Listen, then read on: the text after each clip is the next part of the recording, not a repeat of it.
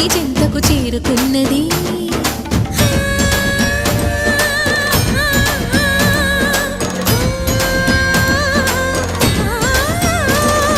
భవుని భువికి తరలించేలా, ధరణి దివిని తలపించేలా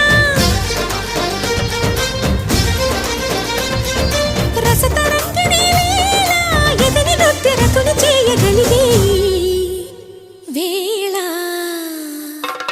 భరత వేదముగా నిరత నాట్యముగా కదిలిన పదమిది ఈశా. శివని వేదనగా వని వేదనగా పలికెను పదం